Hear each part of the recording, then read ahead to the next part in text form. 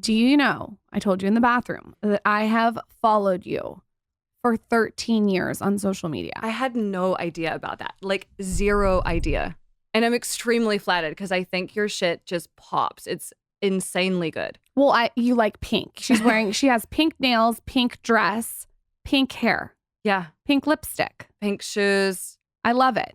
I think when I first started following you, you also loved pink too, if I remember correctly. Yeah, when I started my blog, I had pink hair. Yeah. Yeah. When I started following you, you had been a blogger since 2006. Mm-hmm. And I believe you were in New York City living with a guy and blogging about it.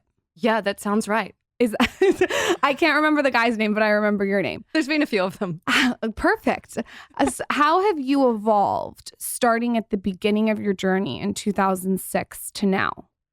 Oh, so many ways. I think that, I started my blog in Australia and moved to New York City with 2 suitcases after doing it for like a year and a half, and really wanted to create this magical life for myself. And just before I started my blog, all I really wanted to do was like be creative and happy. And those felt like very big dreams because at the time I was not creative and I was not happy, or at least I wasn't expressing my creativity. Why weren't you creative and why weren't you happy? I was really struggling with depression and an eating disorder when I lived in New Zealand.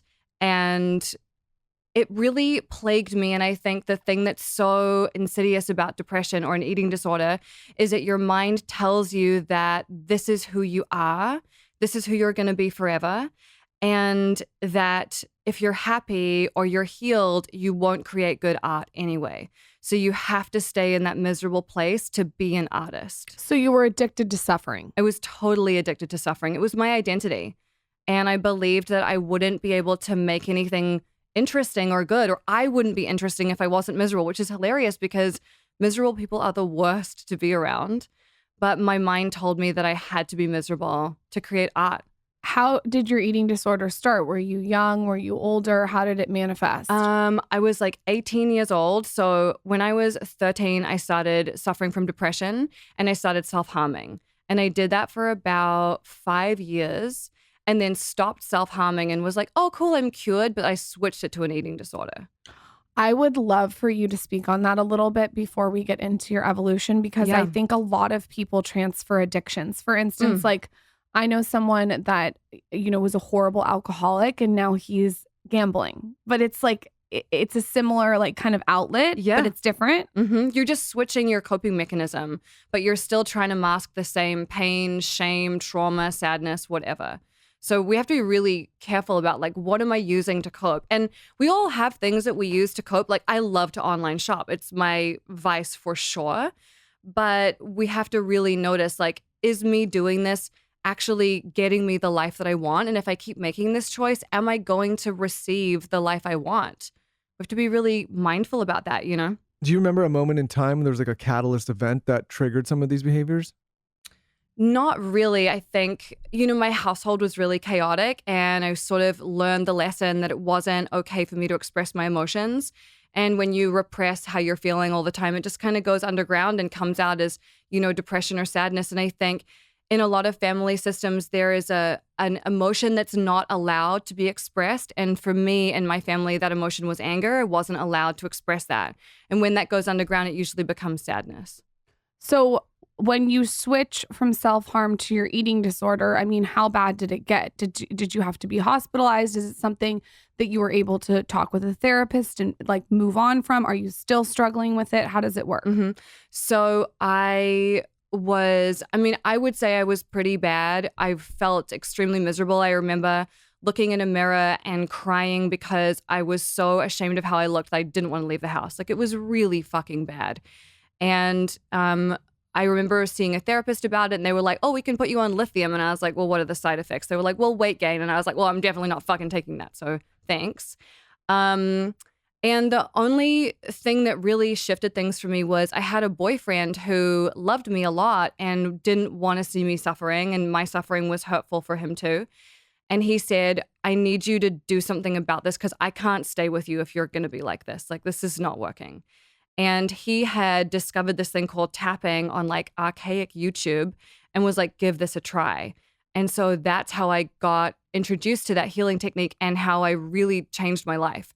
It was basically from my boyfriend nagging me to do it or feeling like I value him more than I value myself. So I'm going to do what he wants me to do. And it ended up really helping me. You knew about tapping that long ago? Yeah, I've been tapping for 16 years. Wow. Wow, I know. Oh, he found it randomly on YouTube? He was, I would call him like a self-development junkie who was really into it. And he just was always trying new things. So looking back on everything you've been through with your eating disorder, you think that tapping was like your main tool?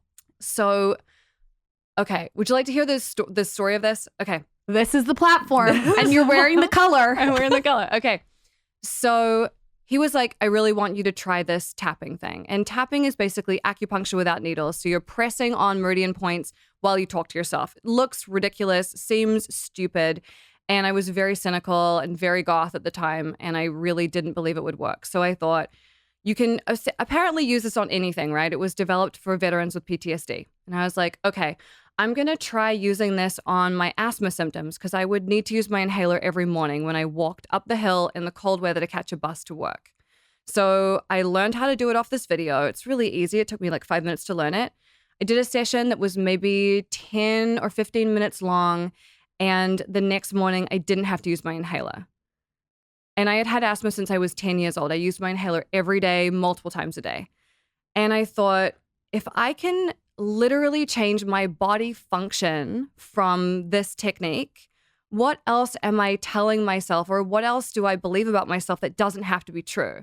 And what can I change? And the answer is you can change pretty much everything. And so that's what I've been doing. I've been using tapping to change old habits, old beliefs, and step into a new life for myself. And the way that I healed my eating disorder was I took a dose of MDMA.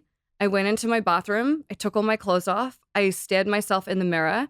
I tapped for like 45 minutes and I was healed. The next day I was like, yes, make me some breakfast. Let's go. No problem. Okay, first of all, if someone has asthma, can you describe and do it in front of me? What tapping that you were doing when you helped you with your asthma? So basically what you do with tapping is you talk about how the issue feels in your body. So does it make you feel like, how does it make you feel physically? Does it make you feel constricted? Does it make you feel suffocated? Does it make you feel like you can't breathe? Whatever it is, you want to be really specific. And you also want to talk about how it makes you feel emotionally. So do you feel shame? Do you feel weakness? Do you feel embarrassed? Like, what are the emotions? And the magic phrase in tapping is, even though I have this issue, whatever that issue is, I deeply and completely love and accept and forgive myself. And what are you tapping for asthma while you're saying this? I was tapping on the fact that I felt like my lungs didn't work very well and I was weak and I wasn't strong. And I was frustrated by the fact that I had to use my inhaler all the time. And I remember when I had asthma, I felt like a prisoner of that. Like I always had to have an inhaler with me. And I always thought like, if I have to run somewhere, I'm in trouble because I can't run somewhere without having to use this. So you told yourself a narrative of, I can't run somewhere. If I run somewhere, I'm in trouble. But I guess when I say where, I mean where on your body and what finger, like what are you tapping? Show us. Okay, so the first point is the side of the hand here. So you tap here just like with your dominant hand. And when you're tapping there, you're talking about what the issue is. So you're kind of tuning into the problem and getting specific. And then when you do an actual round of tapping, you tap the top of the head, the start of the eyebrow, temples, under the eye, under the nose, under the mouth, collarbones, under your armpit, like where your bra strap would come around, and your two wrists together. And do you have to do it alone, or could like Michael do it to me and I do it to him? He could totally do it to you. And actually a really beautiful way to use tapping, something I did with that first boyfriend who introduced me to it, is you can sit facing each other and you can tap on the points on each other and say what you appreciate about them. It's so beautiful. So all the points you referenced, there's significance, I imagine, to each of the points. Yeah. And how do you figure that out? So they all have different significance. Might be a stupid question, but No, not at all. They all have different significance, but the significance of them doesn't really matter as long as you do them in order. So does like the tempo matter at all, or is it just like? No, the tempo doesn't really matter. Some of the points are for feeling clarity, and some of the points are for feeling a sense of calm. So they're all different, but when you use them in sequence, you're really able to raise your energy and then be in like a state of calm. Okay. And then for the skeptics out there and people that are just learning about this, say you have a physical ailment, like there's something, an illness or something physical. What do you do in those situations? Because it sounds like, and tell me if I'm wrong here, a lot of this is clearing mental blocks or clearing things that you've told yourself. Yeah. Well, the way that tapping works is essentially when you're doing the tapping, you're bypassing your conscious mind. You're going into your subconscious, which is where you can rewire your brain and you can create these new neural pathways and these new beliefs. And my experience is that when we want to change something, we often try to change it at the results end of it, right? Like, I don't feel fit, so I'm gonna eat really healthy. And it lasts for like 3 days. And the reason for that is that we don't have the beliefs in place to create long-lasting change. So if we started our beliefs, then we have different thoughts and different actions and different results. But we start with results and it never works. So when you're looking at something like this. It's like doing a juice cleanse when you've just completely eaten like shit and put yourself into an alcohol stupor for 8 months, right? Exactly. But, we want to change things, but we're not thinking about what our beliefs are that are underpinning it that are holding us back. So say you want to be really fit and healthy, but your whole family is unfit, they're unwell, they're in and out of hospital. You have stories that that's how you are, that that's how it's always going to be, that that's all you've seen. And you also might have stories that if I change this about myself, my family might feel like bad about themselves. They might disown me. They may shame me or embarrass me. They might exclude me. And those reasons really stop us from making significant change because we're like, well, I want to be healthy, but I really want my family to love me. So if those are my choices, I'm going to pick my family. I know that this works because of 3 reasons. This is my reasoning. The first thing is that my sister has done it for her post-traumatic stress. And she said it's the only therapy and she's done a lot of therapy that's worked, the tapping. She says she is able to clear space and she just raves about it. The other reason is I was at my acupuncturist yesterday who does Chinese medicine, and she was telling me that I needed to do tapping for heartburn. So that's interesting how this is colliding. But the third reason is because I have done what you're saying about the belief systems this pregnancy, and I didn't do them the first. And this pregnancy, the weight gain that I've experienced is exponentially different. It's wild. And I think that it does have to do a lot with weightlifting, but I also think it has to do with the belief system that I've told myself during meditation. Right. What's your new belief now that is different than what it was last time? My new belief now is I tell myself, I do Louise Hay a lot. I love Louise Hay. Okay, this sounds, I want to get into because there's similarities. Yeah. Joe Dispenza and Louise Hay, I've kind of like melded together. And instead of telling myself, my first pregnancy, I was like, I'm so fat. I'm gaining weight. What am I going to do? This is so, I just told myself all this negative stuff. And in this pregnancy, it's completely opposite. I've told myself I'm fit, I'm capable. When I get done with this, I'm going to get my body back. Mm-hmm. And people can be like, this is superficial, but your body's your vessel. I want to be as fit and I want to be the best version of myself. And that's just how I want to be. You do you. That's for me. I want to feel my best. But it's worked so differently in this pregnancy. So my question is this something that you can also do in meditation, or do you have to do the tapping with it? You have to do the tapping with it. Okay. There's something about the physical movement and stimulation of those points that changes things. And because it's still kind of a new technique, there's not a ton of research on it. There's a woman called Dr. Peter Stapleton who's like a tapping nerd, and she knows a lot about it. But they've measured like how the act of it lowers your cortisol and things like that. So it's really incredible. But I love that you mentioned Louise Hay. She's like my hero. And my book was published by Hay House, which was like the ultimate moment for me that blew my mind. I love her so much. And I listen to her all the time. And the thing that she always reminds me, and I feel like we know it, but we forget it, is that criticizing yourself does not work. It never works. You have to love yourself. And when you love yourself, you make different choices and improvement just happens. Miracles just happen. And that is so, isn't that so liberating to know you don't have to punish yourself into being who you want to be? You can just love yourself and you'll blossom and bloom and become that person. It sounds almost stupid and cliche to say love yourself, but I sent one of my guy friends, Louise Hay, meditation, and he did it. And one of the things she says is that you have to look in the mirror and say, I love you. He couldn't do it. Yeah. He couldn't do it. And it's so wild. He can do it now. He like has gone on this ayahuasca journey and like done a lot of self-reflection and meditation, and he can do it now. But he said he couldn't do it for like months. And I think other people can feel the energy when you don't love yourself. Totally. It comes across. It's like, you know, you could be the most like beautiful, well-dressed woman in a room, but if you're standing in the corner and you're tugging at your dress and you don't really want to be there, you're not going to have that magnetic energy that people are drawn to. And people are really drawn to you when you behave like you're there for a reason. I think that conversation is a conversation that should be had on this podcast too. Like, people can feel when you are insecure. People can feel when you're feeling desperate. People, as humans, like, we don't even know that we can subconsciously feel it. How do you stay confident? I mean, I just ran into you in the bathroom. You're confident. Your posture's beautiful. What are some tools that you use besides tapping to feel like that? Besides tapping, honestly, tapping's like my biggest thing. Someone said to me the other day, what's your meditation practice? I don't have a meditation practice. I don't really enjoy that. And to me, tapping is even more powerful because I'm choosing to reprogram a new belief.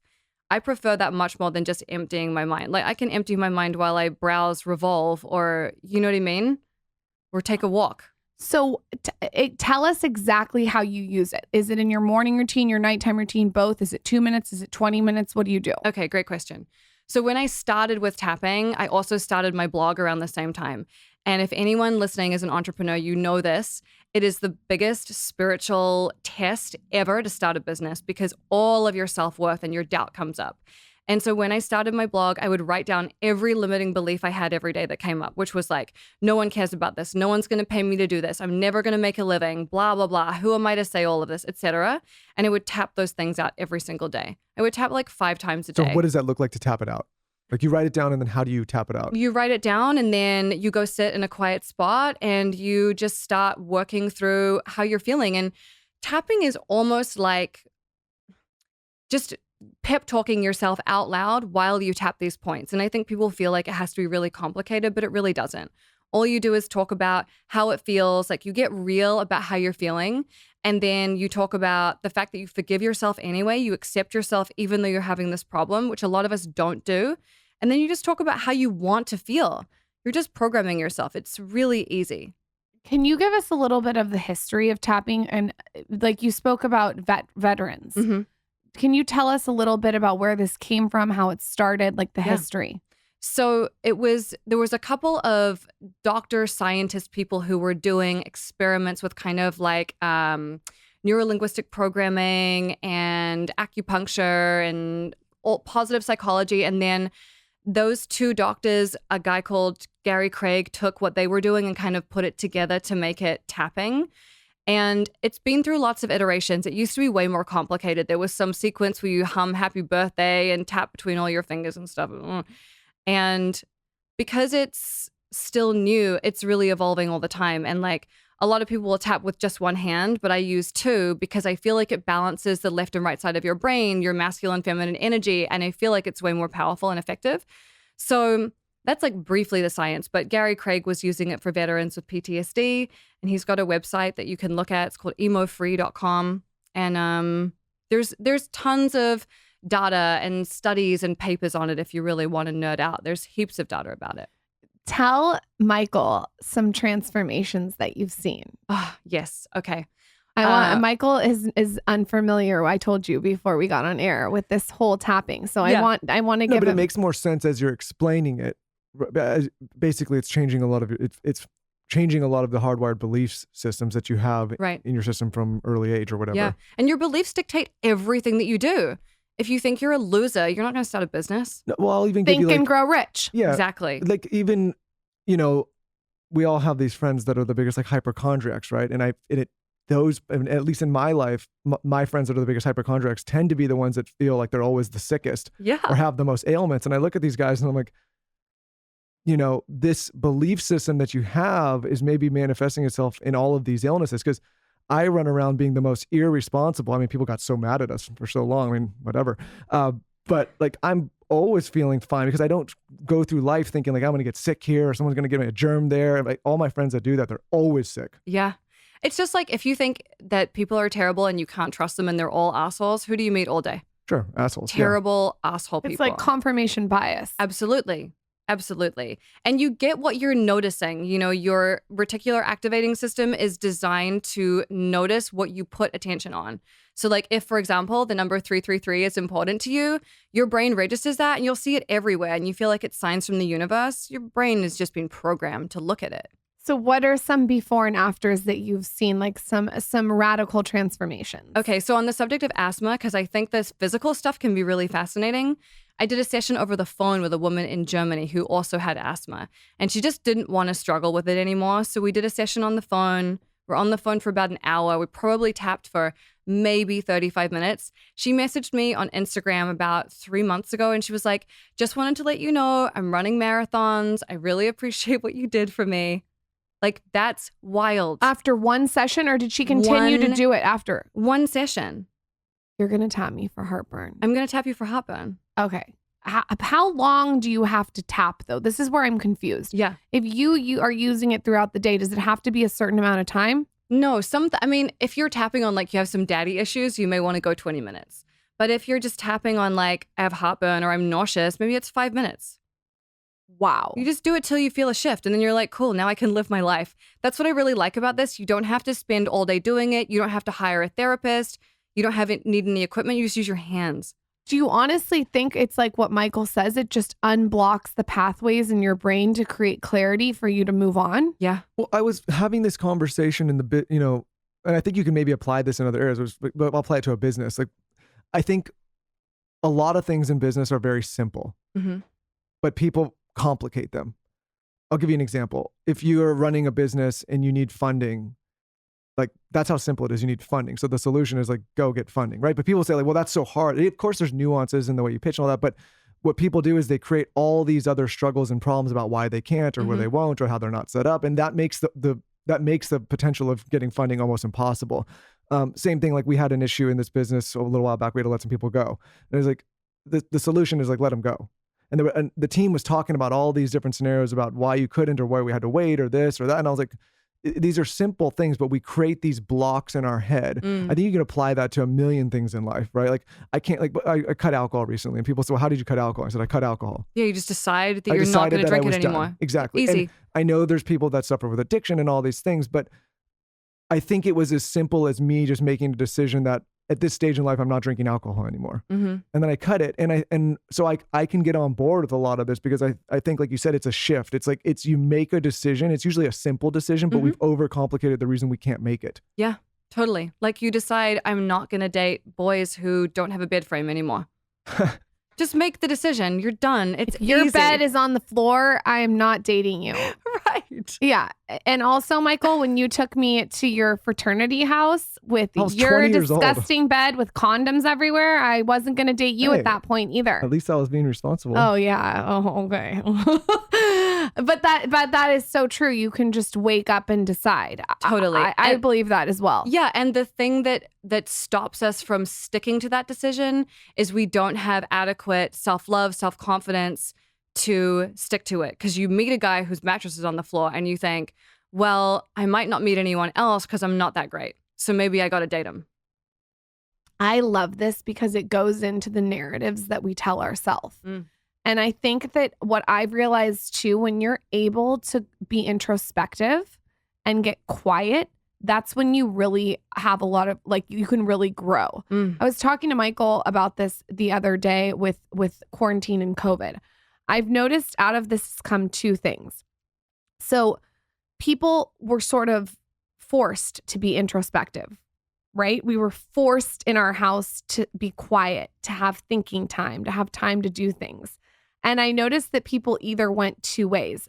People either loved the introspection and now they're craving more and saying no to events, or they didn't like it and they can't wait to get outside themselves. Yeah. Which is interesting. Have you noticed with quarantine that people have been tapping more, manifesting more? Have you noticed it be less? I mean, 2020 was one of the biggest years in my business because all the things that people used to do to distract themselves. I'm going to date 1 million people. I'm going to go to the bar. I'm going to go shopping. I'm going to go overseas. We couldn't do. And we were stuck in our house with our thoughts. And we realized like, what I'm doing is not working for me. Like I need to do something else.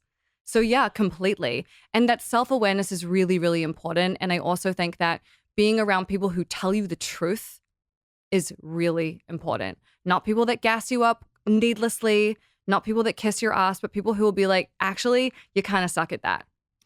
How do you find people that tell you the truth? If someone's out there and they feel like they only have yes men around them. I would say maybe look at your own behavior. Do you tell people the truth? Right. Do you tell yourself the truth? Because you attract what you're like. Talk about that. Well, it's hard to be a straight shooter, but people respect you more and you respect yourself if you are, rather than just saying yes to everything. I'm on the plane here. I was listening to Boundary Boss by Terry Cole. Have you heard that book? She used to be my therapist in New York City. She's incredible. And this book is, she says it's about boundaries, but really it's about being codependent and a people pleaser. And so many of us have those tendencies in our lives where we're like, I had a falling out with my friend, but I don't really want to tell her what she did. So maybe I just won't reply to her text messages. And it's like, well, actually, you're not going to resolve it that way. And you'll feel better about yourself, even if you have to have a difficult conversation, if you tell her what's really going on. You are the king of Boundary Boss. Well, Michael is pretty good at it. My boyfriend's a killer at it too. It's a selfish thing though. See, this is radical honesty. It is, and I love that. Like, just be self-aware and tell us the truth. I love that. It's a selfish thing in the sense that I don't want to carry baggage and I don't want to go through life with people not knowing exactly where I stand. Or to have to remember all the lies, right? It's exhausting. Yeah, and if a behavior or a circumstance or a situation's not working, I'd rather just tell you why, so that that's not me just kind of playing along. Mm-hmm. I think the same thing can be applied in business. Like if you could tell people straight up, like, hey, really love the effort, but this doesn't work, right? Or I tell my team all the time, like, I don't care if you're working hard. I care that we're getting results, right? Like, there's people outside that work way harder than us, doing way harder jobs. They don't get the results, right? So it's not to say that I don't appreciate the effort, but I am going to give the feedback to say, hey, there's I think a better way to do this, right? Yeah. Are you good at that? I think I'm good at boundaries. What do you think? I would say good. Lauren sometimes has, I'm going to out you here. You can out me. Go for it. When have you not outed me on this podcast? Go ahead. Here's an example. If somebody's feeling bad about themselves and there's a reason, let's use an example. Like maybe they're not where they want to be in their business.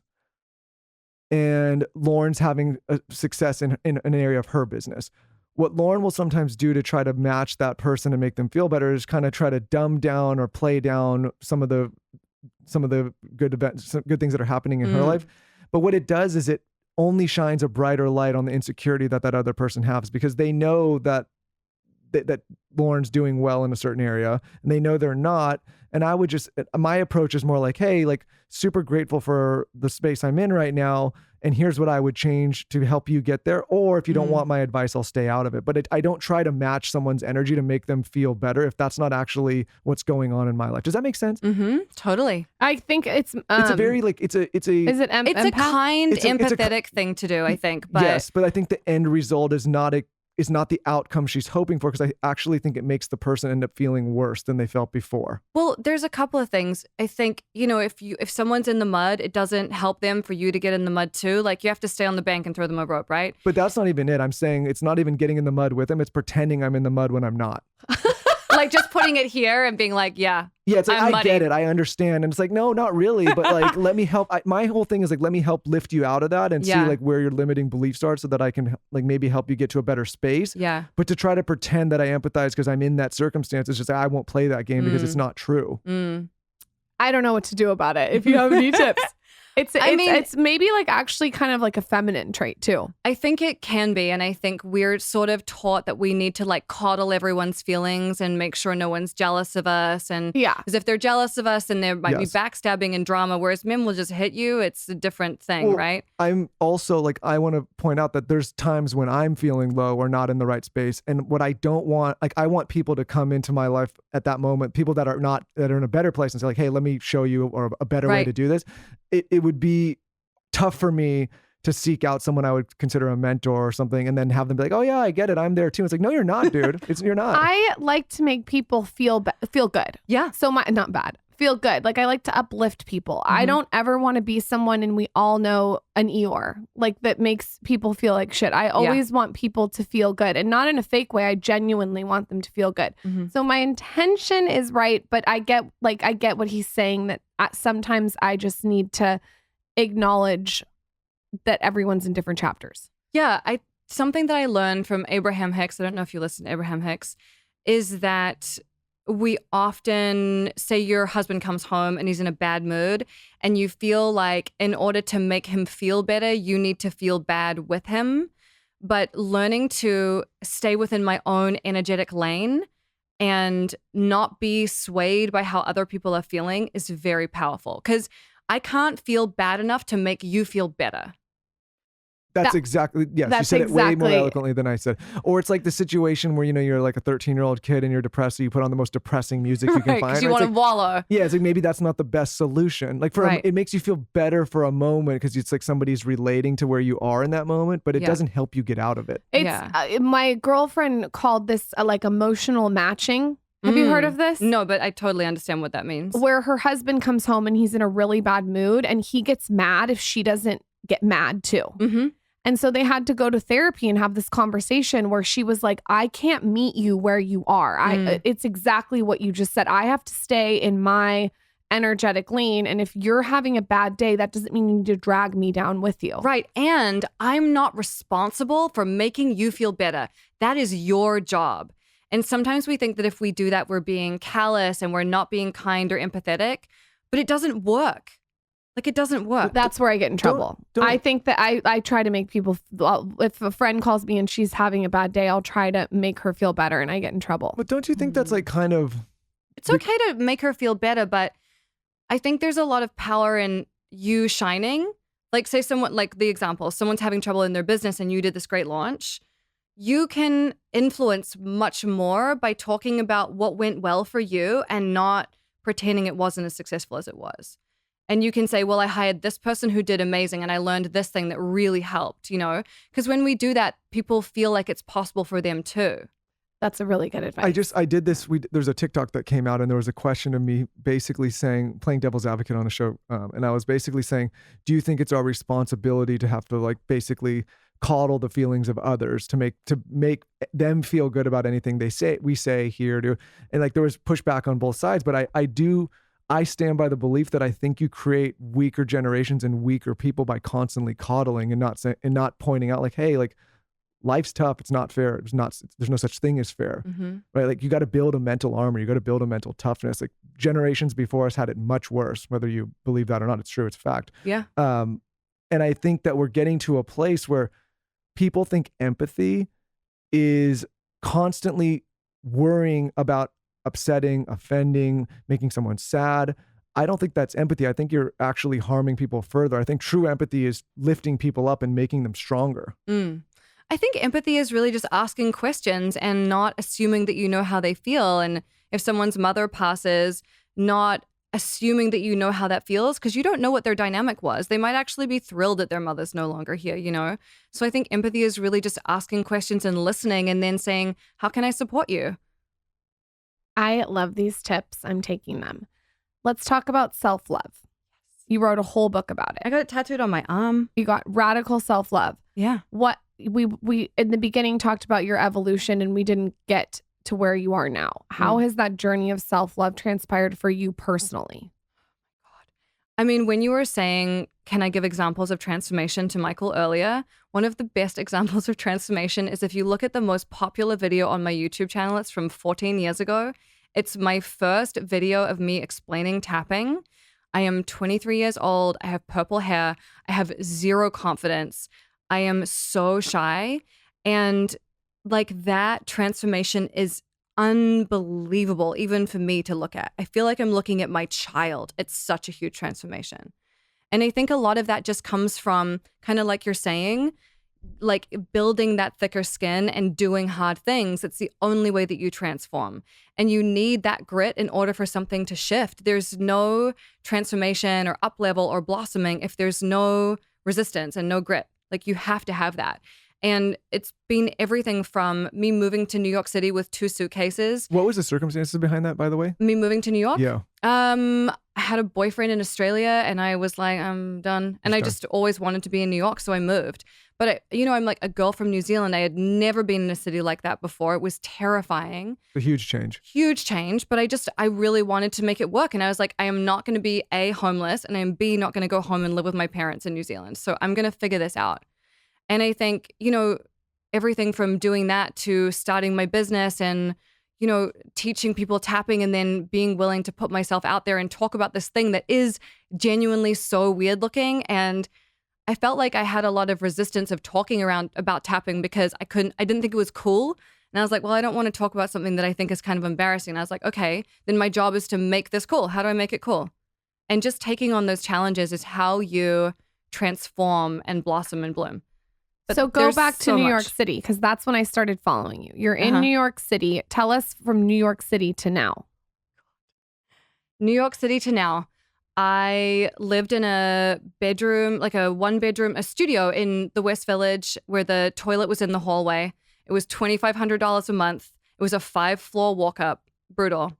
That is brutal. Brutal. Terrible. I lived there. I got married. I decided the marriage wasn't working. I got divorced.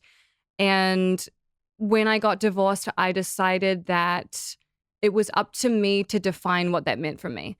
And I'd seen a lot of women who were like, oh, I'm divorced. And they had this shame and sadness around it. And I was like, no, like this can be whatever you want it to be. This can be a rebirth. I got divorced. I got my book published. I got a boob job. I went to Morocco for a month. I was like, yes, let me do what I really want to fucking do. That's how I'm getting divorced. I'm pinning that to my Pinterest board. When I get divorced, I'm getting a new boob job. I'm going to Morocco. Yes. I'm going to pop my fucking puss. Watch out. Listen, all power to you. Totally. So yeah, I lived in New York City for 10 years, and New York City is a tough place. It is so hard on your nervous system.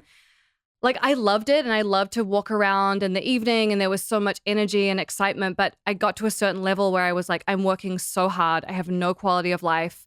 I have a fire escape if I want to go outside, awful. So I moved to Los Angeles in 2018 and lived there for 2 years, and then COVID happened, and I moved to Orange County, and I was like, okay, bye, which I love. So how has your blogging career changed? Well, when I started in 2006, the way that you made money on a blog was through blog advertising. So American Apparel would pay me $3,000 a month for a banner ad. I remember that. That's vintage. Back in the day. And then in 2008, the economy crashed and people weren't buying blog advertising anymore. And I was like, holy shit, I have to pay this rent in New York City. I don't know how I'm going to do this. And I have this friend called Mike Dooley who writes Notes from the Universe. He's super cool. And I called him and I was like, how do I make money off this audience that I have? I have no idea how to do it. And he said, well, I walk around my house with a dictaphone and I talk into it and I sell the CDs of that to my audience. And I thought, that's a cool idea, but I'm not confident enough with my speaking to do that yet. So what I decided to do was write a book and release it as a serial. So this is the 4th draft of that book that I wrote, starting in 2008, 2009. So you kept updating the draft? So no, I would write 1 chapter a month and send it out to my audience who had paid for it. So they would get the PDF and an audio chapter of it. Cool. And that was how I started building my business. And I made $100,000 off that first book. And I was like, okay, there's totally space for... if people like what I'm making, I can say, hey, if you give me money, I'll give you more of this. And I was really hesitant to do that in the beginning. I thought people were going to say I was a sellout and they weren't going to be into it, but they loved it. So each month you sent them a chapter. Yeah. And then built a book yourself. Yeah.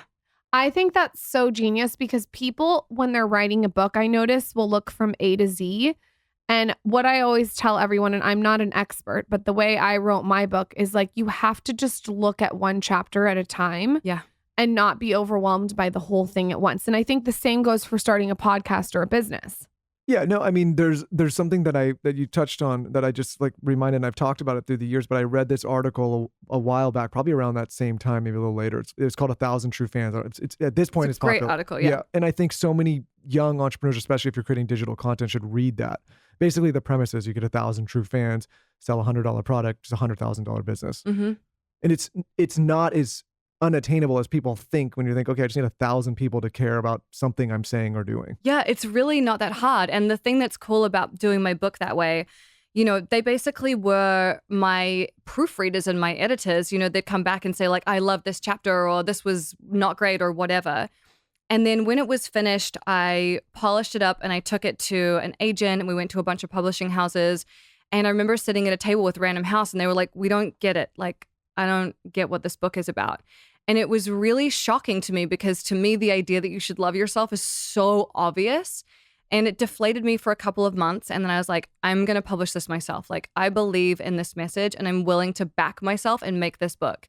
So I hired a graphic designer. We took photos. I uploaded it to like the Amazon storefront or whatever it is. It was like an instant bestseller on Amazon. And then Hay House was like, hey, can we publish your book? So I really sold this book like 3 times. By the way, yeah. Anyone that says they don't get it, you're onto something.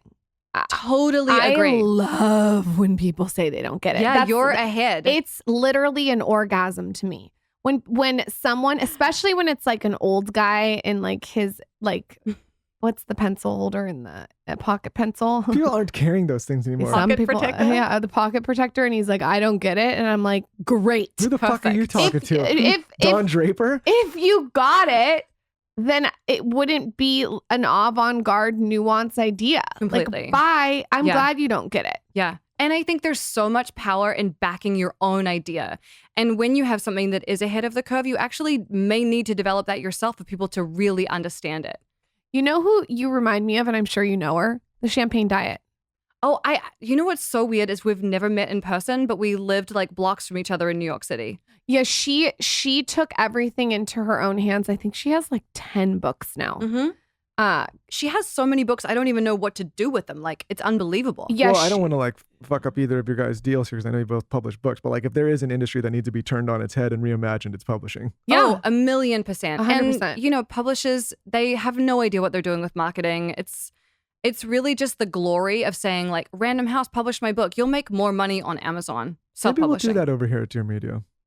Yeah. ... I've told you that for a long time, though. Don't steal that idea and say it was yours. I told you that you need a publishing division. We have all the channels. I'm saying it here first. I told you that you need a publishing division. Because I need the big credit. thing is, what do? They just basically get it placed in bookstores Call and it Amazon? LB Publishing. And they organize for you to be on like 2 shitty podcasts for promo. It's a job. So if you had wild. 100 great ones, we could maybe do publishing. I'm going on a tangent here. But yeah, maybe I'll do that. It's wild. There is money to be made in publishing, and it needs to be disrupted. It does. Yeah. It's time. It's such a dinosaur industry. I totally agree. LB Publishing sounds so cute. We can get a neon sign made, all coordinated. Paige, if you're listening, let's get on it. As long as it's a neon sign, I'm on board with any business idea. Yeah, 100%.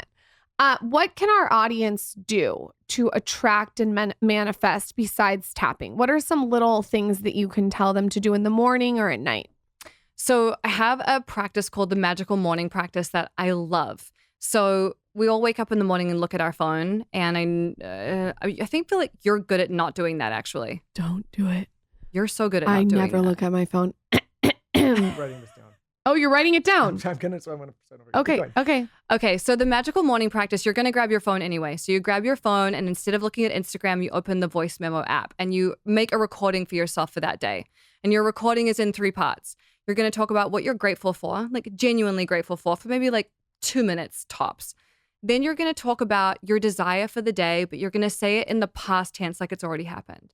So you're going to say, I had such a great day. I woke up, I had this beautiful breakfast. I went and did this podcast and I killed it. I went home to my man. We had great sex. And then I fell asleep and I placed an order and bought some clothes or whatever.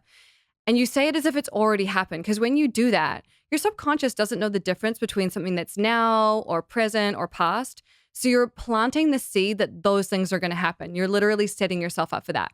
And then you talk about your future desire. So my future desire is my book's a New York Times bestseller, and I'm so proud of it. And I bought this beautiful house and an infinity pool. And I go out there and I walk to the beach every morning, and that's my life and I love it.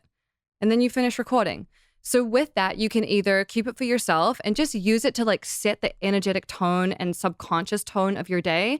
Or if you're feeling brave, you can send it to a friend who listens to it and sends you one back. I'll listen to yours every single morning. I expect this tomorrow morning. No looking at your phone. I want a voice note. And I want to be involved in the gratefuls that you say. Obviously. Yeah. Right. I'm dead serious. Well, I've never done the exercise where you actually speak it into something, but I can personally think that the exercise itself in your mind is impactful. So I can see how this would be even more. It feels much more real. And the thing that's interesting is when you send it to someone else and you have a practice where you do this every day, they're listening to your message while they like put their makeup on or they're driving and they're paying attention, but they're not really focused. So to them, they can't tell whether you're talking about something you're grateful for or something that you want. And in their mind, you already have all of those things. And I really believe there's a benefit to having people in your life that see your success as already having happened because they treat you that way and they have ideas for you. And if you're telling people what you want to create, they can help you. Like we feel like we have to do it all by ourselves. You don't. Ask for help. Say what you want. People know people. They can introduce you. It's not impossible. I love this tip. I was talking to this woman the other day, and she's the one that told me about Joe Dispenza's meditation. And what you do is you meditate on the future of what you want in the future and what you want to happen. It's very in line with what you're saying, like manifestation. And she said she was so excited because she's been doing the meditation for a year, and she goes to this Joe Dispenza event and she talks to Dr. Joe. And she tells him, I'm meditating every single day. I'm doing what you're doing. And he said, what is your future that you're meditating on? And she told him, and it was, she wanted to do this much in business and she wanted to get healthy, et cetera, et cetera. And he told her, he said, you're not going big enough. Go way, way, way, way bigger to put that frequency out into the universe. Yes. And I was talking to Michael about this morning, and Michael has done that by writing his little list. For him, he writes instead of voice notes it. So I think you could also write down this extravagant future too, right? You totally can. Yeah. Okay. You totally can. Okay. For some reason, for me, I like to say it out loud. It feels more like it's in my body when I say it out loud. That makes sense. And I can also do it while I'm like going for a walk or something. I don't have to like sit and do it. I can do it in the car before I like have a meeting or something if I'm like running late to doing it that day, But I think this applies. I mean, you've discovered this with content. We've discovered this with content. I remember Lauren and I having a conversation about this podcast. We were down in Cabo, just had a conversation. We're like, we're going to have a show that reaches X amount of people that does this. And if you go back and even if you listen, it's like the bravado and the way we did, like there's some really atrocious episodes, but we always kind of like, you kind of spoke it into existence. Like we went in like, this is what we do. We are like, there's no background. There was no studying. There was no like radio. There was no schooling. It's like, we're doing this show now. Like we do this. And like that confidence and the excitement carries you so much further than the research and the whatever. Like probably today, if you knew what it would have taken to do all of this, you might be like, no, thank you. I'm good. Probably true. Yeah. Right. Same with marriage. Marriage takes a lot of work in pregnancy. Right. Like if you knew everything that you had to go through, I'm just kidding. Right. I know this one's going to hit some nerves, but like even parenting, like if you we tell ourselves like, okay, we're going to raise like a great child. We're going to be great parents. Like we don't know what the fuck we're doing in the beginning. We're just, like many young parents, we're just winging it. But like going into it with like, yeah, we have this figured out. How hard can it be? I mean, it's, if you go into the, you're like, oh, okay, I'm never going to get sleep. This is going to be so hard. I'm not going to, my kids, all these things. Right. We've just kind of gone in and be like, yeah, we have it figured out. There's plenty of times we haven't, but like with that attitude, it's made it way easier. Yeah, totally. I feel like the point of this podcast, from what I'm getting, is that you have to stop criticizing yourself and tell yourself a different story that is working for you, not against you. Yeah, completely. If someone wants to start tapping, can you leave us with what they should do? Yeah, I have videos on it on YouTube where there's an introduction. Tell us everything, where they can go find it. So easy. So my YouTube is youtube.com/Gala Darling. And there's a video there where I talk about what tapping is, and I lead you through a mini session. It's like 5 minutes just to boost your confidence. And my belief and my experience is that when you try it, even though you may feel silly, you will feel the difference, and you can't argue with how you feel. If you feel a shift, you feel a shift. And to me, that's all that matters. So yeah, so that's where they start. Where can everyone find you and your book? Tell us all about it. Radical Self-Love. Yes. My book's on Amazon. I've written like 2 books since then. I'm actually working on my 4th book right now. But they're all digital because I'm just self-publishing them, but I will put them out as paperbacks this year. But Radical Self-Love is on Amazon. And I have a really cool tapping that I'm giving away to your readers about instant orgasms, which... Tell us about the instant orgasms. Hold on. Calm down, Lauren. You got our attention. So I created this because I know so many women have trouble orgasming either alone or with a partner, or they overthink it, or they get in their head and they can't enjoy themselves. So this is a tapping sequence that will help you just literally relax all of the parts of your body so that you can actually feel pleasure and enjoy yourself in bed. And I released it a little while ago. I get the most amazing feedback from women who have like had their first orgasm ever with their partner, or are having the best sex ever with their partner if they already didn't have trouble orgasming. So that is at bit.ly/instantgala. You can get the link there. There's like a downloadable audio file. You could listen to it every day if you wanted to, just to like build your sexual finesse. Hold on. So anyone can tap, and the tapping will give you an orgasm. It will unblock the stories you tell yourself about how you can't do it. So like, I don't know how to do it, and because I've never done it, I can't, or I don't know how to relax, or I get stuck in my head, or I'm worried about how I look, or this is embarrassing, or this is taking too long. All of that stuff, we release all of that in the tapping. And when you clear that out of your mind, you're capable of anything. You'll be swinging from the rafters. You'll have the best time ever.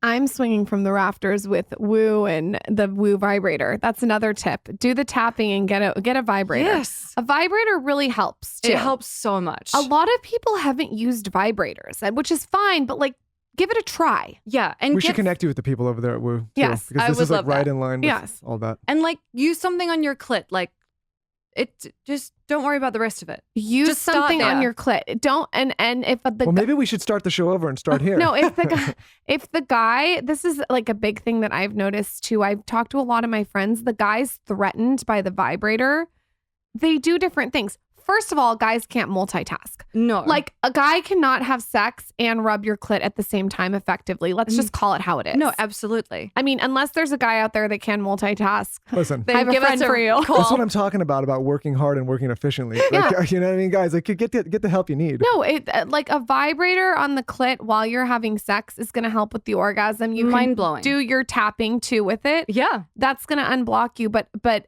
try a vibrator with the tapping. Totally.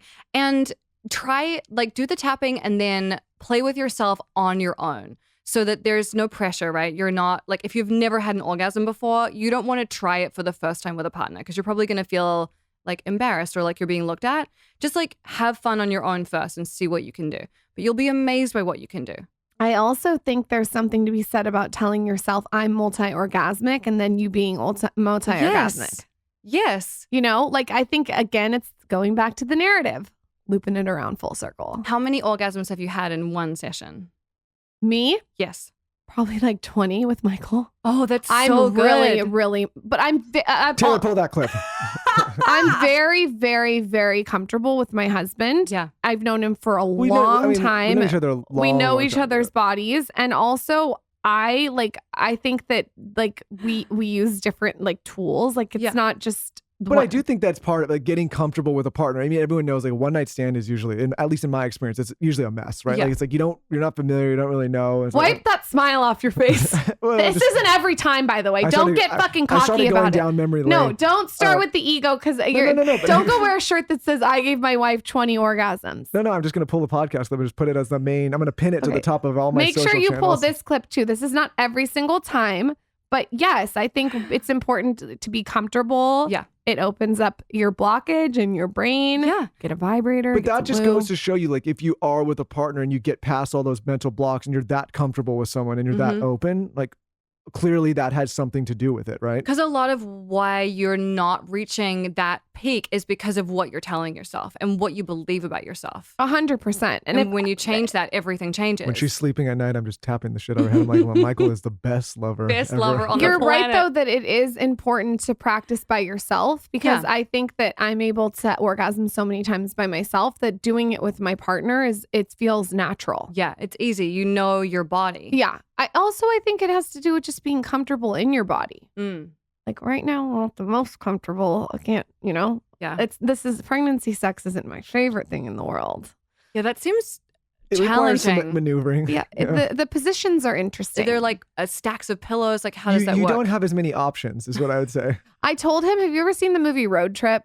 Have you ever seen it, Megan? Okay, the guy that's like so skinny and then like the girl gets on top and she's like 800 pounds. I feel like I'm going to squish Well, it's just like a flea. I think it's Taylor, also, pull that visual. Yeah, it's also the first time around I was freaked out because I was like, He thought his dick was going to touch the head of the baby. it's not Yes, you even- did. No, but it's not just that. You like feel you can feel the child at like this, especially No, at this you stage. can No, not. not Wait, with, no, not with hold my on. dick, with my Your hand. penis, your with my hand. Okay, in the be belly. clear. You're not the penis isn't tapping the baby. Yeah, I'm not like giving the neck massage to a baby with my dick. I'm saying you Yeah, can explain feel, what you're saying. What are I'm you saying? like if I have my hand on her stomach now, I can feel the child, especially at this point. Wow. And so it's just an interesting dynamic where you're like, And I you're think you like, go I'm through not just waves. having sex with my wife. I'm having sex with like 2 people right now. well, in the beginning, like, God, I'm gonna get in trouble. In the beginning, as a man, you feel excited. You're like, oh, I like impregnated my wife, and it's like kind of a thing. And then later, you're like, oh wait, now I feel the child, and like maybe I don't want to like be as wild. And then you're like, now then it's like gets closer. Like, okay, like this thing's right there. It's very good for you to have sex pregnant, though. We had a holistic birth person on the podcast, and it's very good to have as much sex as possible. It's I was good for also the baby. super nervous in the beginning because I didn't know how rough I could be, right? So you're like, then you're like kind of like kid gloves. You're like, oh, I don't want to like. Your penis is not like public service announcement. Your dick is not going to touch the baby, guys. Yeah, but a lot of guys don't know that because I'm telling everyone in the world, turn it up. Your dick is not going to touch the baby's head. This, though. That's sweet and cute that you think that. You think as a Come guy down to that earth. it's like the baby's like right there, but then you realize it's not even. You know what I love about this podcast? We go from radical self-love to tapping to all the benefits of Some tapping. nice woman's in her car with her children just flew off the road because, she thought she was listening to Louis Hayes, and now here we are. Here's the move. Download your tapping app about the orgasm. Get a vibrator. Incorporate tapping. Read Radical Self-Love, and you're good to go. Yeah, and like tap in the mirror, or at least like Louise Hay says, look in the mirror and just say, hey, I love you. You're awesome. You're doing a great job. Everyone should try it. Where can everyone find you? Pimp yourself out, Instagram, all the things. At Gala Darling, galadarling.com. I have a podcast called Gala Loves Everything where I get excited about stuff. And YouTube. I adore you. Thank you so much for coming on. Thank you. I've literally, like I told you, been following you since I started blogging. I'm so flattered. I think you're a rock star. Thank you. I think the same. Thank you. Thank you. Thank you for coming on. Thank you. Thank you for doing it.